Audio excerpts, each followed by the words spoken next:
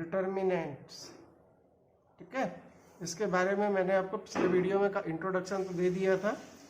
ठीक है, तो डिटर्मिनेंट में हम वैल्यू कैसे निकालते हैं किसी डिटर्मिनेंट की। एक वर्टिकल बार्स के बीच में हम एलिमेंट्स को लिखते हैं। ठीक है, जितने रोज होते हैं उतने ही नंबर ऑफ कॉलम्स भी होते हैं। रो और कॉलम की संख्या बराबर रहती है, इसका आप ध्यान रखेंगे। ठीक है, इसमें मान लीजिए A B C D E F G H I, इस तरह से मैंने एलिमेंट लिख दिए। अब इसकी वैल्यू क्या होगी? डिटर्मिनेंट निकालने के लिए इस तरह से A नहीं लिखना है आपको, यहाँ पे इसके साथ इसमें भी वर्टिकल बार लगानी है। डिटर्मिनेंट को शो करने का तरीका ही ये है। ठीक है, केवल अल्फ़ाबेट से हम मैट्रिक्स को पढ़ते हैं, मैट्रिक्स को रिप्रेजेंट करते हैं। मैट्रिक्स की जो वैल्यू होती है उसे डिटर्मिनेंट कहा गया है यहाँ पे। ठीक है, इसका एक्सपेंशन करने के लिए मैंने आपको पिछले बार बताया था, फिर से बता रहा हूँ। यहाँ पे साइन का ध्यान रखेंगे। पहले रो में प्लस माइनस और प्लस इस क्रम में साइन लगाएंगे। दूसरे रो में माइनस प्लस और माइनस के क्रम में होंगे। तीसरे रो में प्लस माइनस और प्लस। अगर आप कॉलम वाइज भी देखेंगे तो वही क्रम नज़र आएगा आपको, दोनों में कोई अंतर नहीं है। अगर मैं मान लो इसको सेकंड रो के अलोंग एक्सपेंड करना चाहता हूँ और वैल्यू निकालना चाहता हूँ, तो सेकंड रो में पहला साइन में क्या लूँगा? माइनस का लूँगा। यहाँ एलिमेंट क्या है सेकंड रो में? D। इसके बाद इसके रो और कॉलम को छोड़ने पर जो बची हुई डिटर्मिनेंट होगी उसे आप लिख सकते हैं B C H I। इस तरह से हो गया। अगला साइन यहाँ पे प्लस में है, प्लस लगा देंगे। उस रो में दूसरा एलिमेंट E है, E लिखेंगे। इसके बाद इसकी बची हुई डिटर्मिनेंट E को छोड़ दीजिए, E वाली रो और इसका कॉलम, तो A G C I, A G C I। और अगला साइन माइनस का, तो माइनस लगा देंगे F, और बची हुई डिटर्मिनेंट इसका कॉलम और रो को छोड़ने पे बचेगा A G B H, A G B H। इसके बाद आप जानते ही हैं कैसे इसको करना होता है, क्रॉस में इंटू करके लिख देते हैं यहाँ पे। ठीक है, तो ये आपका जो डिटर्मिनेंट की वैल्यू निकल के आ जाएगी B I minus H C plus E A I minus G C minus F A H minus G B। इस नीचे से ऊपर जब भी मल्टीप्लाई करें तो माइनस लगा करके फिर आप मल्टीप्लाई करके जो वैल्यू आए उसे लिखें यहाँ पर। ठीक है, अगर कोई नंबर माइनस में है यहाँ पे तो उसकी वजह से यहाँ कभी कभी साइन चेंज भी हो जाते हैं, तो इसका आप ध्यान रखेंगे एक्सपेंड करते समय। ठीक है, तो ये आपका बेसिक इंट्रोडक्शन मैंने यहाँ पे दिया हुआ है आपको। अब हम इससे आगे की पढ़ाई करते हैं डिटर्मिनेंट के बारे में, तो आप ध्यान से करेंगे। अब बिल्कुल केयरफुली होकर वीडियो को देखेंगे और फॉलो करेंगे। मान लीजिए कोई मैट्रिक्स है आपकी, उसमें कोई कॉमन फैक्टर यहाँ निकला हुआ है K। ठीक है, अब हमें इस मैट्रिक्स की डिटर्मिनेंट वैल्यू निकालनी है मान लो। ठीक है, तो ये मैट्रिक्स की डिटर्मिनेंट वैल्यू क्या बनेगी इसमें? Is equal to K power n into B, जबकि n क्या है यहाँ पे? ऑर्डर ऑफ मैट्रिक्स है। जिस ऑर्डर की मैट्रिक्स यहाँ पे दी हुई थी उस ऑर्डर की जो भी वैल्यू होगी, अगर 2 है तो यहाँ 2 हो जाएगा, यहाँ 3 है तो यहाँ 3 हो जाएगा। K जो भी इसका कॉमन फैक्टर है ये वाला, वो यहाँ पर K बेस के फॉर्म में रहेगा, और उस पर जो पावर होगी वो क्या होगी? ऑर्डर ऑफ मैट्रिक्स होगी, और बची हुई मैट्रिक्स की डिटर्मिनेंट वैल्यू यहाँ मल्टीप्लाई हो जाती है। ये ध्यान रखना है, क्योंकि एक रूल हमने पढ़ा हुआ है, मैट्रिक्स में जब हम कोई कॉमन नंबर मल्टीप्लाई करते हैं तो वो सभी रो और कॉलम में हो जाता था, लेकिन यहाँ डिटर्मिनेंट में क्या होता है, एक बार में केवल एक रो में होगा वो। तो यानी 3 ऑर्डर 3 की कोई मैट्रिक्स है तो उसमें K की वैल्यू 3 बार मल्टीप्लाई होगी, K, तो ये K पावर 3 हो जाएगा। ठीक है ना, तो इस तरह से यहाँ पे K पावर n यूज किया गया है। जो भी ऑर्डर होगी उसी तरह से यहाँ पर वैल्यू निकल के। ध्यान से फिर से समझ लीजिए, एक बार और लिख रहा हूँ मैं। कोई मैट्रिक्स है हमारे पास, K इंटू B के फॉर्म में लिखिए। K क्या है? कोई स्केलर नंबर है, या तो इसमें कॉमन लिया है या मल्टीप्लाई, कुछ भी समझ लीजिए, इसमें कोई दिक्कत नहीं है। तो इसकी जब डिटर्मिनेंट होगी, मान लीजिए इस मैट्रिक्स का ऑर्डर n है, तो यहाँ A का भी ऑर्डर n ही होगा। तो यहाँ इसकी डिटर्मिनेंट वैल्यू जो होगी K power n, common number जो भी आया है उसकी पावर n, जो भी ऑर्डर है वो लगानी है, और साथ में बची हुई जो वैल्यू है B मैट्रिक्स, उसकी डिटर्मिनेंट यहाँ मल्टीप्लाई हुई। तो इस रूल को आप ध्यान रखेंगे, इंपॉर्टेंट रूल है ये, काम आता है, 1 नंबर का क्वेश्चन आपके एग्जाम में आ सकता है। ठीक है, अब जो है एक्सरसाइज 4.1 यहाँ पे हम करने जा रहे हैं। कुछ क्वेश्चन आपको मैं करा देता हूँ। ठीक है, सिंपल क्वेश्चन है, आप ध्यान से करेंगे। क्वेश्चन नंबर 4 पे मैं वर्क करता हूँ पहले आपके लिए। क्वेश्चन नंबर 4, एक हमको जो है मैट्रिक्स दी हुई है, यहाँ पे डिटर्मिनेंट नहीं है। 1 0 0 0 1 0 1 2 4, ये हमें मैट्रिक्स दी हुई है और हमें ये शो करने को कह रहा है, टू शो हमें करना है 3 times of matrix determinant is equal to 27 times of the determinant of A matrix. ठीक है, मैट्रिक्स ए की डिटर्मिनेंट का 27 टाइम करने पर जो वैल्यू आएगी वो, और इस मैट्रिक्स का 3 टाइम्स करके जो मैट्रिक्स बनेगी उसकी डिटर्मिनेंट जो होंगी वो दोनों ही बराबर होंगी। ये हमें प्रूफ करना है। तो प्रूफ यहाँ लिख देते हैं। पहले काम तो ये कर लेते हैं, इसकी जो है मैट्रिक्स की डिटर्मिनेंट बता देते हैं कितनी होती है। डिटर्मिनेंट क्या होगी, इसको किसी भी रो या कॉलम के अलोंग एक्सपेंड करिए। हमने ये आपको थोड़ा सा एडवाइस किया था पिछले बार कि जिस रो या कॉलम में ज़्यादा जीरो होते हैं उसके अलोंग इसको एक्सपेंड कर देना चाहिए। ठीक है, तो हम यहाँ देखें तो इसमें जो है पहले कॉलम में ज़्यादा जीरो आ रहे हैं, तो इसे हम फर्स्ट कॉलम के अलोंग ही एक्सपेंड कर देते हैं। और कॉलम की बात करें तो कॉलम में जो साइन आएंगे प्लस माइनस और प्लस के क्रम में आएंगे, तो इनका हम ध्यान रखेंगे। तो पहला एलिमेंट हम यहाँ डायरेक्ट लिखेंगे, डिटर्मिनेंट लिखने की ज़रूरत नहीं है इसके लिए। पहला एलिमेंट 1 हो गया, इसके करस्पॉन्डिंग जो हमारी डिटर्मिनेंट बचेगी वो क्या होगी, इसका कॉलम और रो छोड़ने पर जो बचेंगे ये 4 एलिमेंट ये वाले, इनको यहाँ लिख लीजिए आप। 1 0 2 4 माइनस प्लस हो गया, अब ये माइनस का साइन लगाएंगे। अब ये ये 0 एलिमेंट आ गया।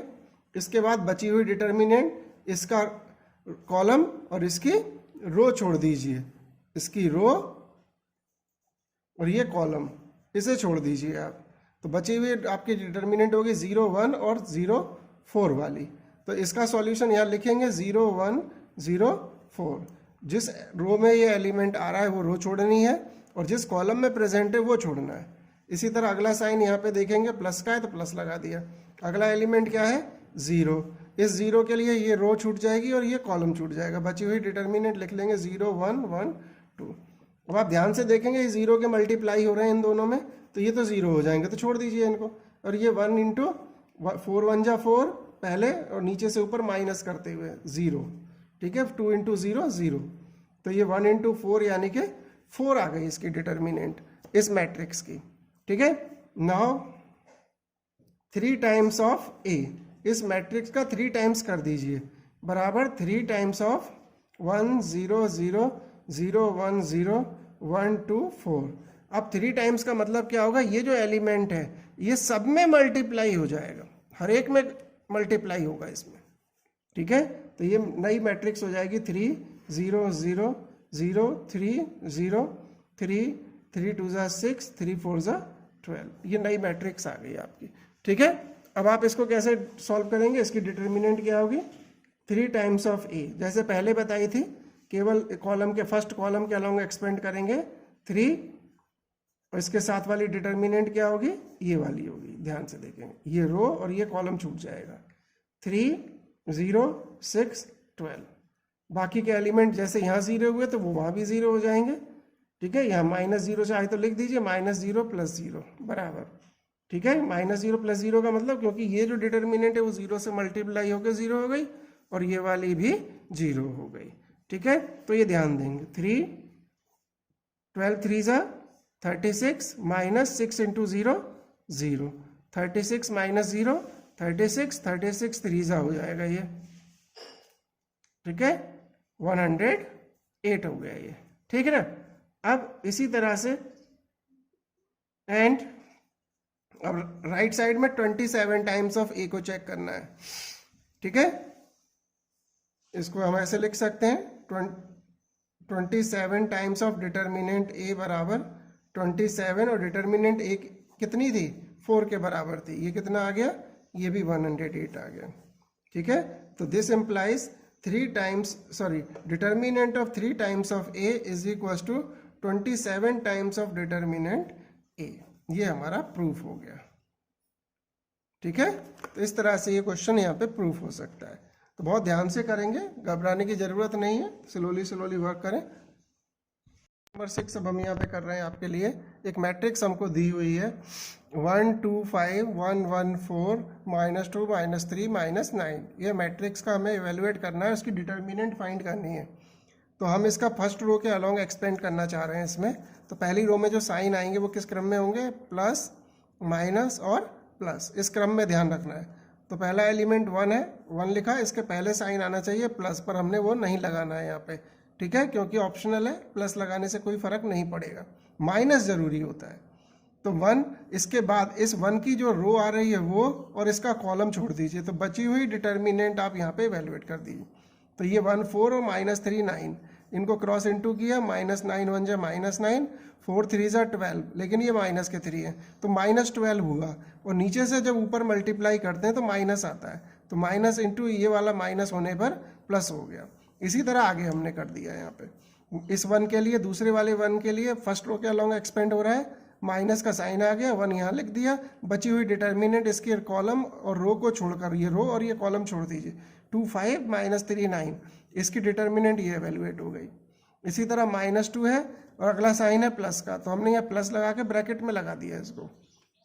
ठीक है, तो इसका कॉलम और ये रो छोड़ दीजिए। 2 5 1 4 को इवेल्युएट किया, ये वैल्यू आ गई क्रॉस इनटू करके। तो ये हो गया 1 और 12 -9 3 3 1 जा 3 -1, और ये माइनस के 3 आ जाएंगे, -18 + 15, और ये प्लस इंटू माइनस -2 और 8 -5 3, तो 3 माइनस इंटू माइनस प्लस, 3 1 जा 3 और ये 2 3 जा 6 हो गया, 3 + 3 6 और ये माइनस के 6, टोटल आंसर हो गया 0। ठीक है, तो ये डिटर्मिनेंट हमारे यहाँ पर आंसर में आ जाएगी। ठीक है, ये डिटर्मिनेंट आ गई आपकी सीधे। हमने कोई इसकी डिटर्मिनेंट ऐसे नहीं लिखी कि पहले हम इसे एक बार लिखेंगे, डायरेक्ट इवेलुएट कर दिया हमने। ठीक है, तो ये आपने ध्यान रखना है। इसके बाद क्वेश्चन नंबर 7 है आपका, find the values of x। First part है यहाँ पे 2 4 5 1 is equal to 2x 4 6 x। अब यहाँ ये ध्यान रखने की बात है, ये मैट्रिक्स नहीं है। मैट्रिक्स में क्या होता है, यहाँ करस्पॉन्डिंग एलिमेंट कंपेयर कर लेते हैं, तुलना कर देते हैं। ठीक है, लेकिन ये है डिटर्मिनेंट, तो यहाँ पे इसका इवेल्युएशन करना पड़ेगा। ठीक है, ऑर्डर 2 की डिटर्मिनेंट है, तो इवेल्युएशन में क्या होगा, क्रॉस इनटू करके आंसर लिख दिया। 2 1 जा 2 -5 4 जा 20 बराबर 2x इंटू एक्स 2x² -6 4 जा 24। ठीक है, 2 -20 करने पे माइनस के 18, माइनस के 24 लेफ्ट में लाएंगे तो प्लस में हो जाएंगे 24 इज इक्वल टू 2x²। 24 में से 18 गए तो 6x²। ठीक है, 2x² सॉरी, और 2x² बराबर 6। अब ये 2 मल्टीप्लाई में है तो इसे राइट में ट्रांसपोज करेंगे तो डिवाइड में चला जाएगा, तो ये हो जाएगा 6/2 यानी कि 3। तो x² बराबर 3, तो x की वैल्यू हम क्या लिखेंगे, प्लस माइनस रूट में 3। ठीक है, स्क्वायर रूट है, इसका स्क्वायर रूट करने, स्क्वायर का स्क्वायर रूट किया तो x हो गया, और 3 का स्क्वायर रूट 3 हो गया, प्लस माइनस लगाया गया। ठीक है, तो ये ध्यान से आपको कर लेना है, रूट में प्लस में 3 लिखें या माइनस में 3 लिखें, हमारा आंसर दोनों वैल्यूज को बराबर कर देगा। ठीक है, तो इस तरह से ये हमने आंसर यहाँ पे फाइंड किया हुआ है। हमने जो है इसके क्वेश्चन कर लिए एक्सरसाइज 4.1 के। इसके बाद अब हमारे पास नेक्स्ट टॉपिक आएगा properties of determinants. Properties of determinants, determinant. ठीक है, तो ये अब हम अगला टॉपिक पढ़ेंगे, प्रॉपर्टीज ऑफ डिटर्मिनेंट। तो आप पहले एक बार रीड कर लीजिएगा, अगले वीडियो में मैं आपसे इसको डिस्कस करूंगा। ठीक है, एक्सरसाइज 4.1 तक का वर्क आप लोग